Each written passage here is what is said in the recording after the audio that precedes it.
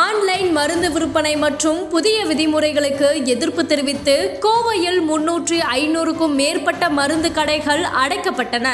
அவசர தேவைக்காக பொதுமக்கள் மருத்துவமனை, மருந்து கடைகள் அல்லது அறிவிப்பு பலகையில் உள்ள எண்களை தொடர்பு கொள்ளலாம் என வணிகர்கள் தெரிவித்தனர். கோவை மாவட்டத்தில் இந்த ஆன்லைன் மருந்து வணிகத்துக்கு எதிராகவும் போலி மருந்துகள் விற்பனைக்கு எதிராகவும் இன்று முழு கடையடைப்பு நடைபெறுகிறது.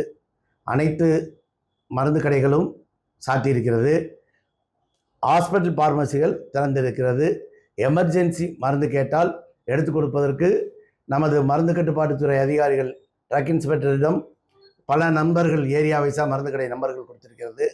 அனைத்து தேவையான மக்களுக்கு இடையூறு இல்லாமல் தேவையான மருந்து சேவை செய்வதற்கு ஏற்பாடு செய்திருக்கிறோம்.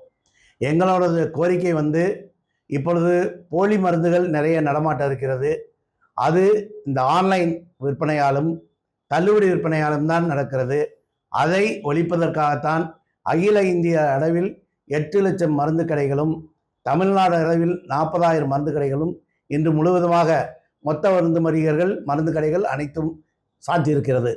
ஆகவே இது பொதுமக்களுக்கும் நன்மையை படைக்க வேண்டும் என்பதற்காகத்தான் இன்றைய போராட்டம் நடக்கிறது. ஆன்லைனில் போதை மருந்துகள், தடை செய்யப்பட்ட மருந்துகள், கர்ப்பத்தடை மருந்துகள் இளைஞர்களுக்கும் இளைஞர்களுக்கும் மிக எளிதாக கிடைக்கிறது. அதனால் சமுதாய சீரழிவு ஏற்படுகிறது.